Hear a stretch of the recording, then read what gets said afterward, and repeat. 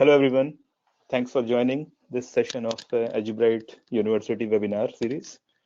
Today's topic is adaptive learning. I am the moderator of this session. My name is Ajay Upadhyay, and I will also be doing the demo towards the end of the session. And today's presenter is Brian Rush, who will be showing some presentation slides and discussing various aspects of adaptive learning. Just housekeeping information. If you have any questions anytime during the session, feel free to post it in the chat box and we will address it right as we go along in the session or towards the end of the session. You can also find all the resources on university.edubrite.com, which relates to the EduBrite platform, as well as recordings of previous webinars. And we will also be posting the webinar recording of this session in the open learning area. And if you have any questions after the webinar also, you can feel free to post it in the communities.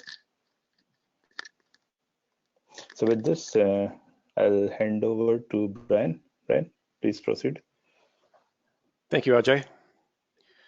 So just to set a little scope and context for this particular presentation, adaptive learning is a pretty wide term. It's an umbrella term for a number of things in a number of different realms. It's definitely becoming prevalent in the academic realms of primary, secondary, and higher education. And while these are certainly pertinent areas of consideration for this presentation, we'll be focusing solely on adaptive learning as it relates to the corporate training realm, where adaptive learning is largely online and delivered asynchronously. So the agenda, first we're going to start with the definition of adaptive training, what it means and what this particular context is referring to, the benefits of adaptive learning, the different types of adaptive learning, and then we're going to go to a demonstration that Ajay mentioned and he'll be doing for us. And then we'll be doing the conclusion. And we'll have some time for Q&A if there are any questions as well. So the market potential is huge for adaptive training.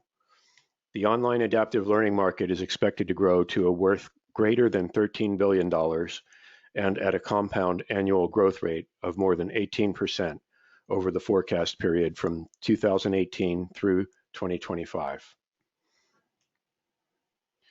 So let's talk about the ideal state first, what we're trying to achieve here with adaptive learning. The most ideal adaptive learning is a one-to-one in-person tutoring in which the instructor can ascertain any issues and advantages that the learner may be having as they're going through the course. They can provide immediate feedback, guidance, and remediation to lead to the highest levels of mastery. This thinking is not new. In 1984, the educational psychologist Benjamin Bloom, who you may be familiar with for his Bloom's taxonomy, for those of you who are instructional designers, had reported in his famous 2 Sigma problem paper that the average learner in a one-to-one mastery-based learning situation performed 2 standard deviations better than the average learner in a conventional setting. So light years ahead to have this kind of a one-on-one relationship. But obviously, a one-on-one mentorship with an instructor who understands the learner's strengths, weaknesses, unique background, and preferred learning style is highly impractical in the real world. Even a virtual instructor at the learner's beck and call is impractical. But what if you could give each learner their own personalized course based on their objectives and areas of strengths and weaknesses and their style of learning? The course would adapt in real time to their input and activity and adjust on the fly to their performance and engagement level.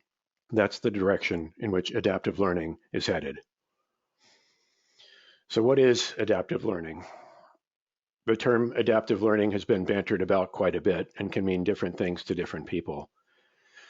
Adaptive learning is the customized delivery of specific learning content based on the unique needs of each learner by providing immediate feedback, differentiated pathways, and resources. EdSurge has developed a framework to address the specifics of each of these areas. Adaptive sequence refers to the automated delivery of each learning experience, whereas adaptive content refers to the responding of feedback provided based on the learner's specific response.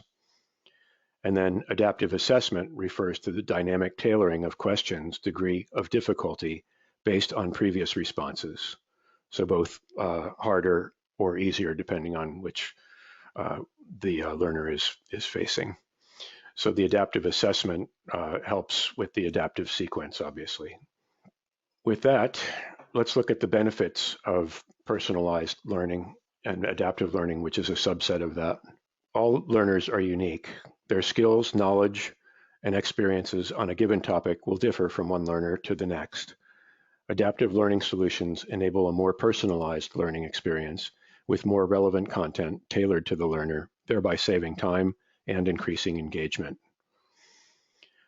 Not only is feedback and remediation immediate, but they can also be more focused and provide greater specificity with adaptive learning. Also, with finer-tuned learner analytics available to instructional designers, they can better discern what is working and not working for the learner and continually adjust the content and assessments accordingly for better content efficacy. It's difficult to quantify how these benefits extrapolate, but there are certainly time and cost savings realized from each of these. Additionally, potential for greater learner engagement and knowledge retention is greatly increased. Traditionally, learners have been subjected to static, rigid training programs, training for the masses using a common one-size-fits-all approach with a linear path where each learner sees all content with no regard to the learner's experience, skills, or knowledge. Today's learner won't appreciate this type of cookie-cutter training. In prescriptive learning, each learner is presented only the content that he or she requires based on their mastery of the subject. So for example, Joe is fairly new to this realm or this course and needs to take all of them except one lesson. Whereas this person, Jane, she's fluent in the basics, but doesn't necessarily know the advanced levels yet and will not be able to skip the advanced. And then Phil is knowledgeable in the first part of it, but needs to definitely take the second half. So usually this information is determined by way of a pre-assessment to identify knowledge gaps. Then from this information, the system then creates a pseudo-personalized learning plan for the individual that focuses on their own knowledge requirements. This helps ensure that a learner is challenged without presenting content that they already know, or a struggling learner is not frustrated. Adapted learning methodologies basically fall into two camps: designed adaptivity, also known as branching, and algorithmic adaptivity, which uses AI or artificial intelligence. Let's explore each of these in more detail. Course branching. In some content authoring tools, the instructional designer can use variables and conditional triggers to create custom branching scenarios that adapt to the learner's input within the e-learning course itself and redirect them to the appropriate pathway accordingly. Scenario-based training allows the learner to choose from various options from the provided context and then conditionally receive feedback or remediation. While this branching model is encapsulated in a course, branching can be done using individual lessons as well. So bringing it up a notch in the degree of granularity, these lessons may be inside of a course, but they're still individual elements. These applications make adaptations based on decision trees and pre-diagnostics designed by an educator or instructional designer to guide the learners toward content mastery. This expert model approach to adaptivity tells the technology how to react in unique situations. Adaptive path branching involves pre-programmed learning pathways that conditionally respond to a user's input, a logical if-then approach. It can be used to provide any needed remediation, share more advanced content for excelling learners, or monitor the time spent per screen and then encourage learners who are just clicking through them to slow down, or etc. As learners progress through the lessons within the course, they can be presented with formative assessments that allow the learners to check their understanding of the content and thereby allow the system to guide the presentation of subsequent content based on the outcome. Branching has the ability to be very intricate depending on the complexity of the course, but is by no means a complete solution. And that's where algorithms come in. Going beyond branching, adaptive learning can use one or more algorithms to attempt to answer these two essential questions. What does the learner already know, and what content should be served up next? Based on the answer to these two questions, the algorithm can serve up the right content for each specific learner. As artificial intelligence applications become more refined and learners' profile data are continually updated and built up with their attainment of knowledge, skills, and competencies, adaptive training can become more accurately automated. Here I'm borrowing a quote from Anne Rockley from the content marketing space, as it is a great definition of intelligent content from the adaptive learning perspective as well. Intelligent content is content that's structurally rich and semantically categorized, and therefore automatically discoverable, reusable, reconfigurable, and adaptable. And that's where advanced artificial intelligence is going to come in. Significant advancements are being made in machine learning and advanced AI, allowing the application of deep neural networks to make complex, real-time adaptations without relying on explicit instructions, but using patterns and inference instead by continuously collecting and analyzing learner data to automatically change each learning experience, including the order and type of content based on a learner's performance and decisions. These advanced systems step in while the learner interacts with the lesson or quiz. For example, it might detect that a learner is spending a lot of time on a question or asking many hints. This could trigger it to present an extra lesson of the course, which breaks the subject down to make it easier to understand. With that, I'm going to hand it over to Ajay for the demonstration. All right. So thanks, Brian, for very insightful presentation. Now I'm going to show a couple of examples of adaptive learning, which relates to the concepts, Brian, you talked about, especially the branching and adapting to how the learner is progressing through the course and maybe giving them an alternate path compared to some of the other folks. So the same course may behave differently for users depending on how they are doing in the course. So I have set up two examples here. Let me first describe the example. So we have one course called sales onboarding here, and then we have created a test called adaptive branching test. So let me first describe the test, and then also I will describe the course. So they are two different examples. They don't relate to so they are not related, as in this test is not used in this course, but they are two different concepts that we will present here. So the first concept is you can have basically some diagnostic information collected by throwing up a test to the user, and when they take the test, you can determine their level of skills and knowledge, and based on that you can route the user to appropriate parts in the same course, or you may probably enroll them in the course which is suitable to their level of knowledge, depending on how you diagnose their skill in the test. So how we do it is basically we can have an adaptive test, which is basically a rule-based test. So here, as the learner is answering the questions, a rule fires in the system, and that rule determines what should be the next question we should present to the user. So this is an example where in this test we have three completely different paths representing a kind of branching scenario. So the very first question asks a it could be a question. Here we are just saying select a path, but it could be more of challenging question where user is actually answering the question. And we are using the Likert kind of question here, where all the three choices are correct, but they have different weights. So the total point for this question is 4, and then the weight of each choice is 25, 50, and 75% respectively. So based on which choice user selects, we can determine their score as an outcome of this particular question when they attempt it. And then based on their outcome, we can direct them to appropriate 3 different branches, which is actually a series of 3 questions in this test. So there are 10 questions. First is the branching question, and then there are 3 questions each for each branch. So I've kept it very simple here. The question stem just says path 1, question 1, 2, and 3, then followed by path 2, question 1, 2, and 3, and then path 3, question 1, 2, and 3. So in a normal world, user basically would be seeing all the 10 questions.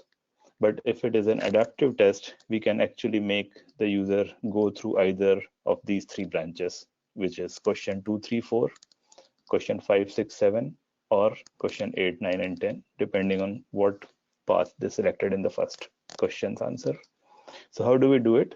Is basically we have so EduBrite supports adaptive testing concept, which means you can write rules to make your tests more smart. And the rule is written in JavaScript language, which is pretty straightforward for a normal web developer. Or you can also have follow some examples which we have posted on our support site. So here basically we have attached a rule called branch on first question. So you can create rule and then you can attach that rule to individual questions in that adaptive test. It is important to have the rule, at least one rule associated with every question in the test, so that that rule fires and it determines what should be the next question. So here we are basically checking in this particular rule a variable called ls. So basically it represents your last attempted questions score. So if the last attempted questions score was 1, then we are returning next question index as 2. And if your score was 2, then we are returning 5. If it is 3, then we are returning 8, which is basically represents the first question in each of the branch. So question 2, question 5, or question 8, depending on your score 1, 2, and 3. And how would you get 1, 2, and 3 score? It's basically achieved using the this Likert question. So here you have if you select first choice, then it is basically 25% of the total point of this question, which is 1. If you select path 2, then it will result 50%, which is of 4, which is 2, and here 75% 4, which is 3.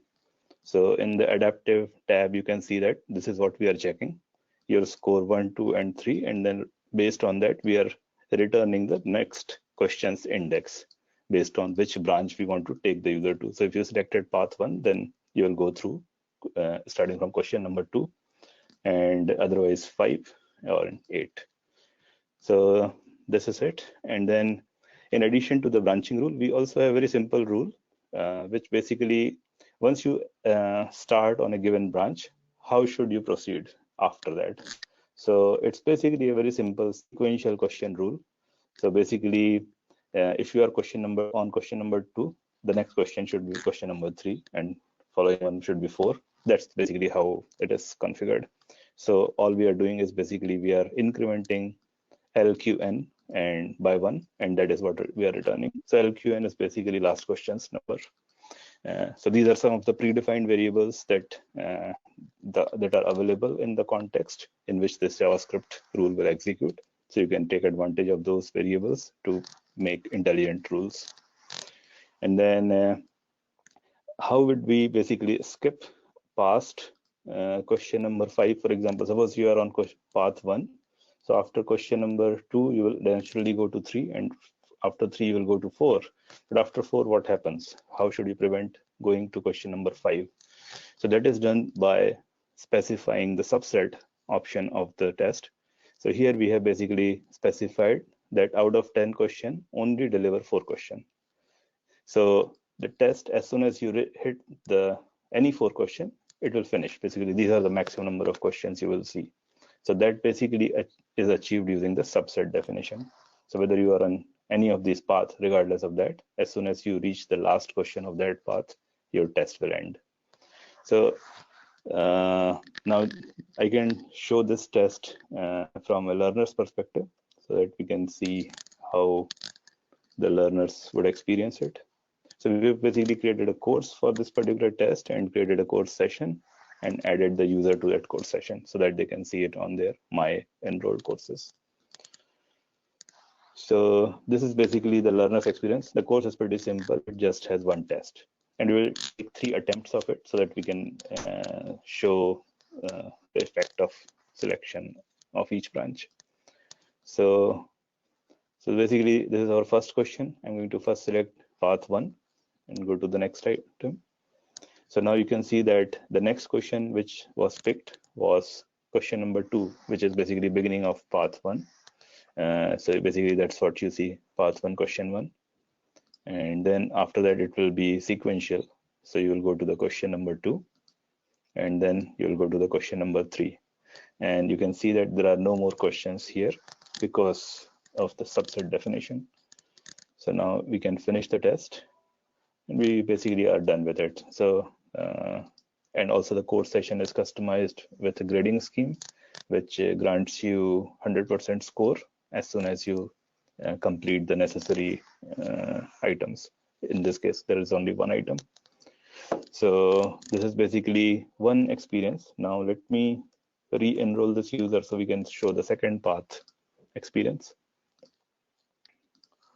So this course has been finished by this user. Let me just remove and add the user to this course again, and then go back and start all over again.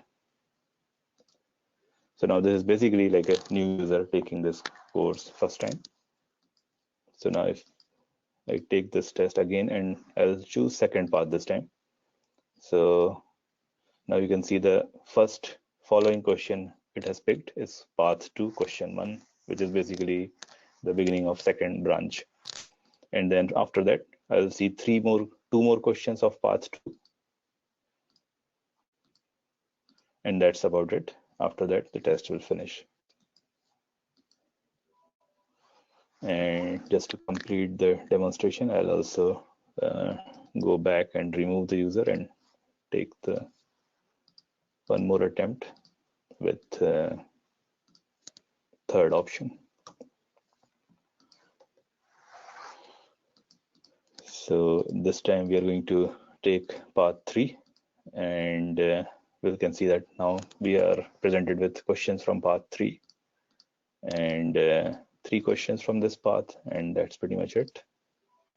So all 3 paths we have traversed, and so now this particular example highlights a very important tool that you have available in EduBrite LMS.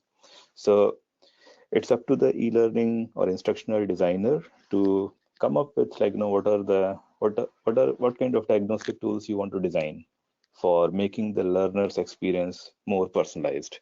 Because now based on the outcome of this particular test, you can implement some triggers and enroll the user to a learning path depending on where they stand. You can basically do anything that you want to do custom to customize and personalize the user experience by giving them a list of courses which they should based on the outcome of any test. So this is basically one example. Now we'll look at the second example. So in the second example, let me first show from the admin perspective. So this is basically a onboarding course. So this example highlights a concept of pre-test, and where we diagnose the user's skill, and then based on which level we put that user in, based on how they answered the questions, we will take them through different paths in the course. So for example, what I have done here is basically there is a pre-test, and based on the score in the pre-test, so pretest is pretty straightforward, 5 questions, and then user can obtain maximum of 5 points. We have not kept any passing score, which means as soon as the user finishes this particular test, regardless of their score, they will be considered done for this particular pretest. So there is no need for them to take the pretest again. So now, based on their score, we will branch the user to either module 1, 2, 3, or the final exam. So this module is just a dummy module, just to highlight you can have some classroom sessions and assignments also as part of a course structure. But the example we will run now is going to be completely self-paced. So each of these lessons can be actually a series of lessons rather than just a single lesson. So for example, you may have module 1, which may have 10 or 50 learning units, which the user has to read or watch. And similarly, each module can have n number of units, which they have to watch or view, read. And based on their pretest, we can allow users to skip these modules so that they can fast track. So basically, the way it is set up is basically through the, again, concept of rule, but more simplified version here. So here, basically, we have defined the score ranges of this particular test. And if score is 2, 4, or 5, then we are saying what is the next item. And the next items are basically determined by setting the IDs here. So any of this particular component you can set as the next item, and user will be directed to that item based on their score. So if basically the outcome of the pretest is 0 or 1, then the user will follow to the first module. But if the outcome is 2, if they got 2 questions right, then they will be directed to this particular video. And if it is 4, then they will be directed to this module 3. And if it is 5, if they got all the 5 questions correct, then we'll direct them directly to the post test, where they can just complete the post test, and they're an expert already, they know everything, so they can just answer the test and get the completion status. If they don't pass the test, they can of course go back and look at these videos or the content to read before taking the post test. But essentially, we'll fast forward them to this particular post test directly, depending on if they answered everything correctly or not. So now, with this particular course, let's look at the learner's experience. So this is basically just about this course lesson, and there's a pretest. So here we'll basically make 2 correct answers. I mean, if we don't make less than, or if you make less than 2 correct answers, then of course it will follow to the natural next item, which is module 1. But just to save time, I'm going to just answer 2 correct answers right now, and then everything else I can skip. So my total score will be 2 for this particular test. So the test is finished. I got 2 points, and if I continue, I can see that it has skipped. It's skipped the one of the module here, the module 1, and then I can basically continue to the next module and take the post test and get the completion status.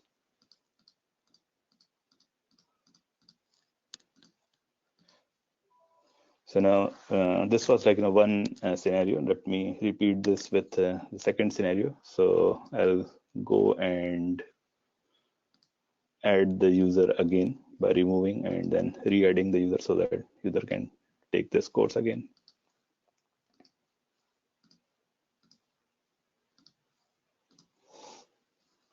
So let me just refresh. So now this time we are going to force the user with, see the experience when they got 4 questions right. So 2 of the modules will be skipped. And then, so now the score is 4. And if I continue, I'll be able to skip to the module 3. And I can complete the post test and get the completion status.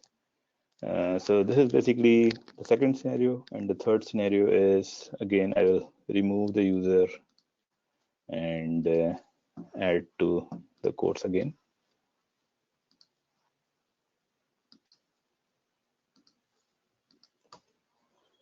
And then just refresh my screen so that I'm a new learner in this one.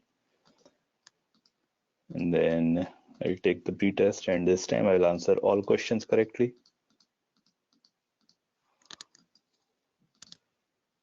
And now if I continue, you can see that it has taken directly me to the post-test. And I can take the post-test and get the completion status without going through the learning content.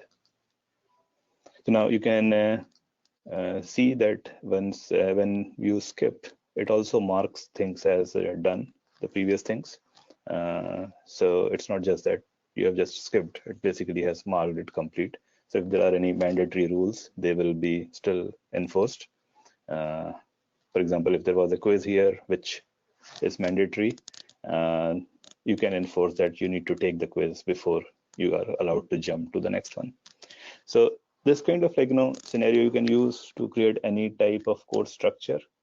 It is all limited by the instructional designer's creativity and also the need for the business they are designing the course for. And you can achieve pretty much this pre-test kind of thing within each module as well. So like you can probably have a module specific tests as a first thing, and then if the user does not pass it, then force them to go through the content and take the test again until they pass their test. But if they, as soon as they pass the test, even if it is in the first attempt or even after going through few of the units of lessons rather than everything, they can be allowed to go to the next module. So you can basically design their experience however way you want to make the learning more personalized. So Brian, this is pretty much it for the demo part. Let me give you the control so we can move through the presentation next. Thank you, Ajay.